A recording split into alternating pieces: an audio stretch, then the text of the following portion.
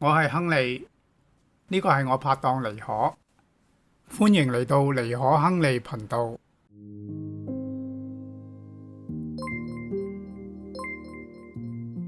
大家好啊，呢度係尼可亨利。最近呢，有好多朋友咧都問究竟點樣可以申請一個藍剔嘅認證，咁所以今日咧呢條影片就講俾大家聽。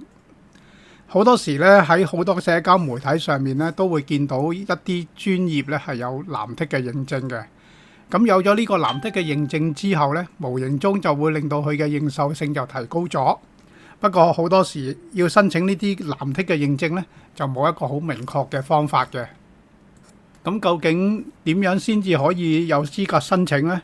一般嚟講咧，如果你係一啲知名嘅人士啦、品牌或者係網紅、記者、體育界嘅人士、企業、媒體都可以申請嘅。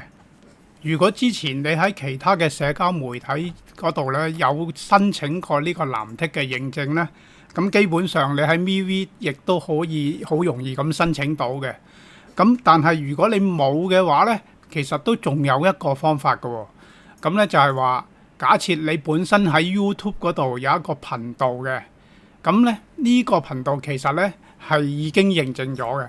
咁你亦都可以 send 呢一個認證嘅證明俾佢哋，咁亦都可以咧做得到嘅。咁但係最終嗰個決定當然都係要睇 MeWe 佢哋能唔能夠批得到啦。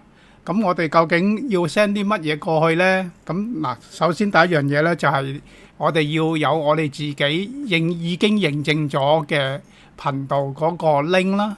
咁同埋就係話本身而家你想申請 MeWe 嗰一個專頁嗰條 link，去下面呢一個嘅 email 嘅 address 嗰度，一般嚟講2-3日咧就會收得到通知㗎啦。咁希望呢一個資訊能夠幫到大家攞得到呢一個藍剔啦。咁今日我就講到呢一度啦，多謝大家，拜拜。